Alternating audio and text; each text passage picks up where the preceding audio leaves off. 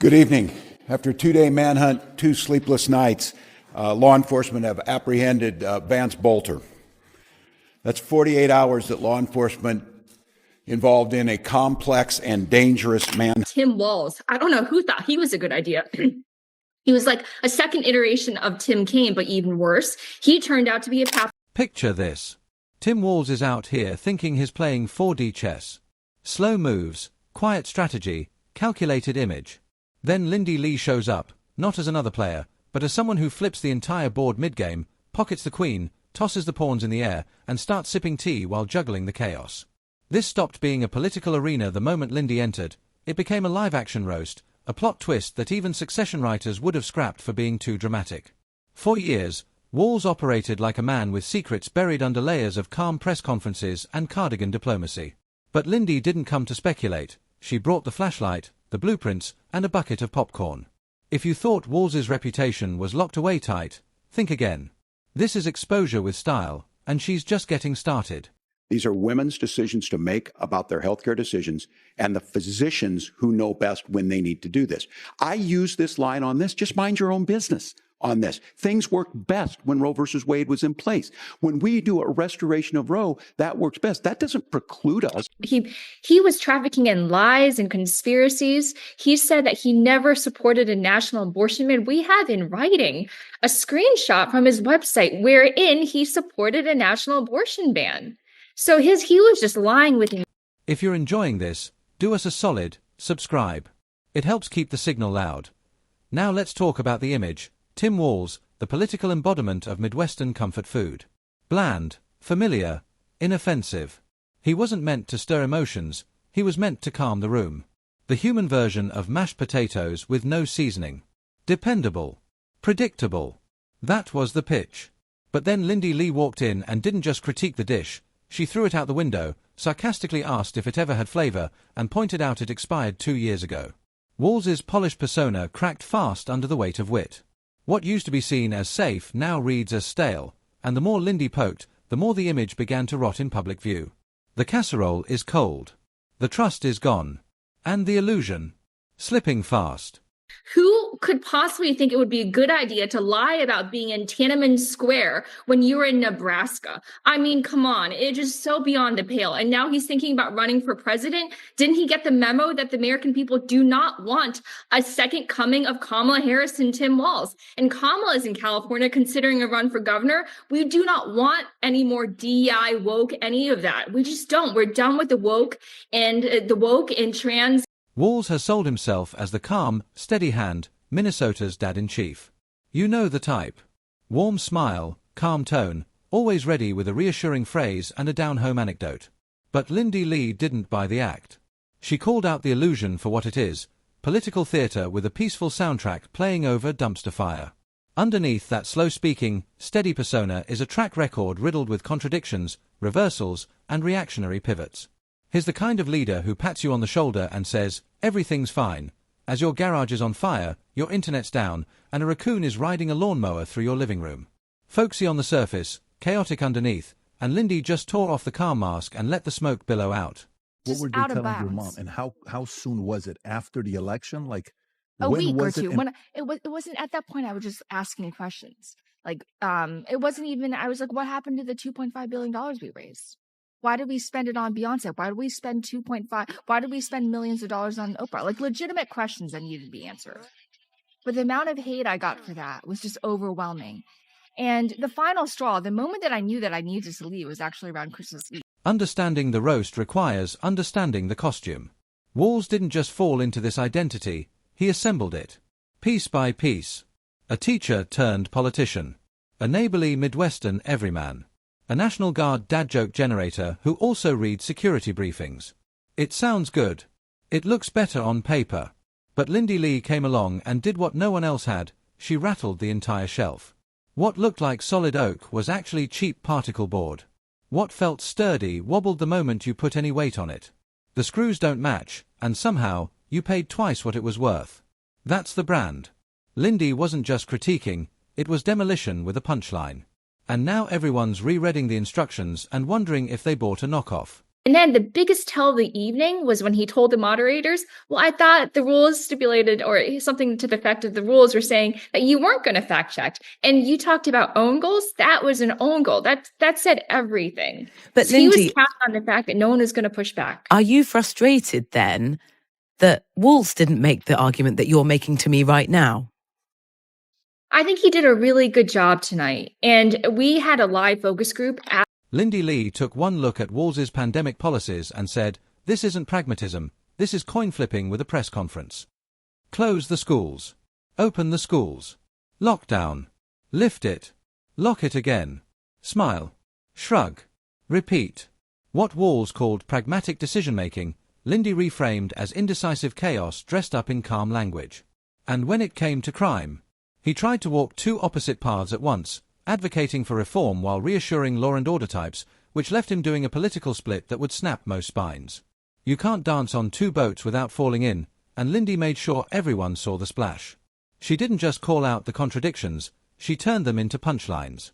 And when Walz claimed to be grassroots while hobnobbing with DC power brokers, Lindy dragged out the telescope and said, "Good luck spotting those roots under all that establishment mulch." Highest rating of the night when he pointed out that Trump completely failed on the border. He didn't deliver on the border wall that he promised. He blew up the border deal that we have border as a campaign issue.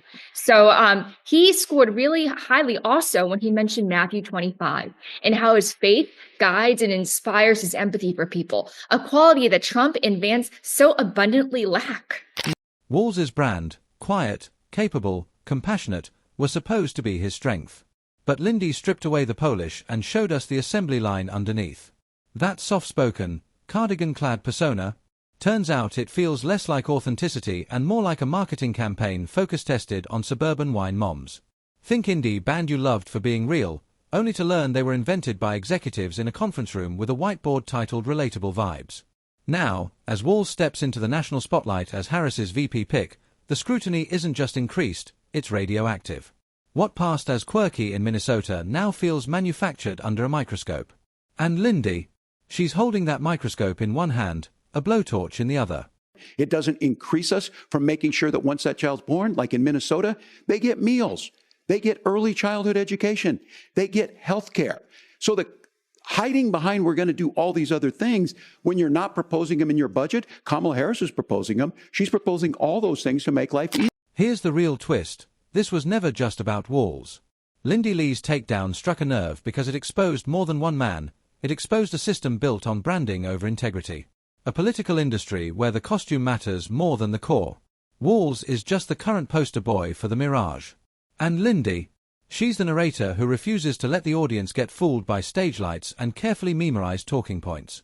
Her roast wasn't a personal attack. It was a broader commentary on how politics rewards safety over substance. She pointed out the crack, and now journalists, rivals, and meme accounts everywhere are rushing in with chisels, asking, how deep does this go?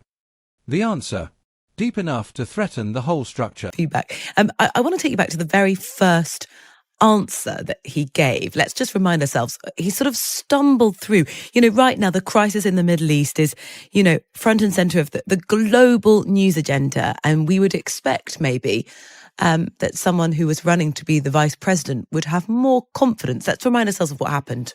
October 7th, Hamas terrorists massacred over 1,400 Israelis and took prisoners.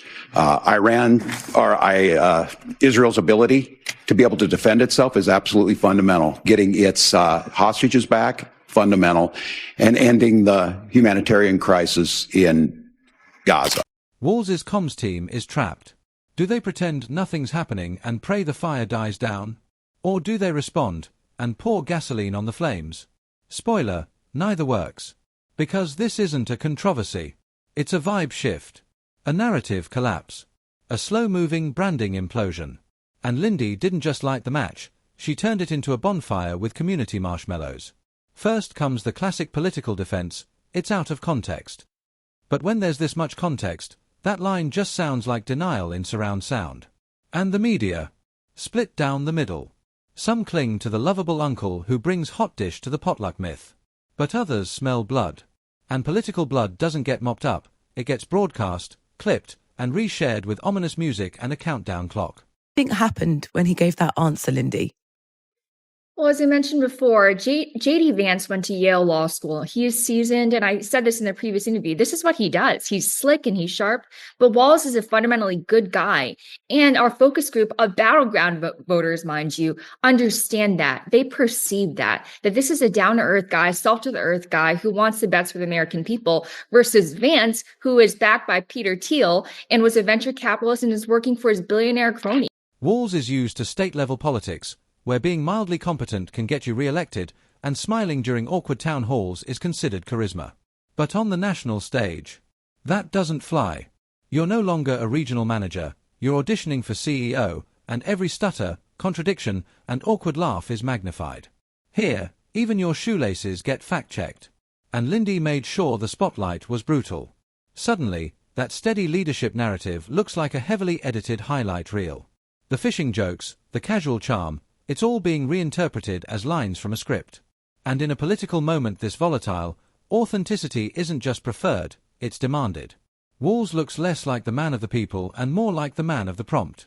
I mean, I'm not on anyone's payroll. I'm not beholden to anyone. That's why I'm here telling the truth. I'm not here to gaslight anybody. This is just the truth. And what is the truth? The truth is this is just an epic disaster. This is a $1 billion disaster. Actually, it was $1,018 million, I think, right? There were $20 million or $18 million in debt. Right. It's The digital age doesn't just reveal hypocrisy, it amplifies it. Walz's contradictions are now TikToks. His pivots are punchlines. His pragmatism is meme material. Captions like "speedrun of hypocrisy" and "when your brand is nice but your record is chaos" are making the rounds, and they're brutal. This isn't about political ideology anymore. It's about trust. Or rather, the collapse of it. Lindy didn't just critique Walz's record. She unzipped the mascot suit and showed there was nothing underneath but a stack of brand guidelines and a crisis comms plan. Once people see the marketing trick, the illusion dies. And once it dies, there's no rebooting it. That I have friends that I have to be accountable to and to explain what happened because I told them it was a margin of error race. I was promised, Jen O'Malley Dillon promised all of us that Harris would win. She even put videos out saying that Harris would win. I believed her. My donors believed her. And so they wrote massive checks. I feel like a lot of us were misled. And even on the night of election night, I looked somebody in the eye and I said, "Are we going to do this? Are we going to pull it off?" She told me yes. And I asked somebody else, "How are you feeling?" He's like, "We're going to win Iowa." And I was like, Here's the lethal part. Lindy's not a politician. She's not trying to run for anything. She's not angling for a seat at the table. And that makes her roast feel authentic, which makes it stick. In today's media landscape, people don't share think pieces. They share roasts, sarcasm, and savage one-liners that make them laugh and nod. Lindy didn't just deliver accountability, she delivered entertainment. And that's political gold. Now the Harris campaign, which picked Walz for his stability and low drama vibes, is watching their safe bet trend for all the wrong reasons. What's your take? My take is the most neglected part of home ownership is the gutters. It's personal for me. This is Democratic vice presidential candidate Tim Walz making an appearance on the popular TikTok show Subway Takes. Had problems with gutters before. You get your basement wet, you get ice dams, cause a lot of problems. How often do you like looking at gutters? I look quite often, surprisingly, because Like I kind you're of judge expecting. it. No, I try not to be judgmental on people, but when I see a well-tended gutter, it says a lot about. Before Lindy Lee entered the chat, Tim Walz wasn't on the national radar. He was background noise. A filler VP pick. The political equivalent of elevator music, inoffensive, forgettable, and safe. The guy you Google after the announcement and forget 5 minutes later. But now, his center stage, and not for his leadership, policies, or vision. His trending for tripping on the red carpet, not for walking it. And here's the real problem, every response makes it worse. Ignore it. You look evasive. Shrug it off. You look guilty. Respond head-on. You just keep the fire alive. It's a political catch-22, and Walz is stuck in the middle of it. Because this isn't some bombshell scandal with legal consequences. It's something worse in the era of viral politics, a total unraveling of a carefully constructed brand. Not by lawsuits or corruption, but by exposure. Pure, sharp, sarcastic exposure. Lindy didn't need to fabricate anything. All she had to do was show the pattern, the soft contradictions, the polished indecision, the branding that falls apart under pressure. And once voters see that, they can't unsee it. It's like peeling the organic label off your grocery item and realizing it's made in the same factory as the off-brand stuff you usually avoid. Walz's downfall isn't loud, it's a slow, quiet implosion. A death by 1,000 sarcastic cuts. Each clip, each tweet, each joke chisels away at the myth until all that's left is a pile of talking points and a candidate who used to feel authentic, now scrambling to remember his own lines. And the poetic part? It's not enemies taking him down. It's the truth dressed up in punchlines. The very persona he used to climb the ladder, the steady, unshakable everyman, has become the costume that's now suffocating him. In politics, that's not just exposure. That's the endgame.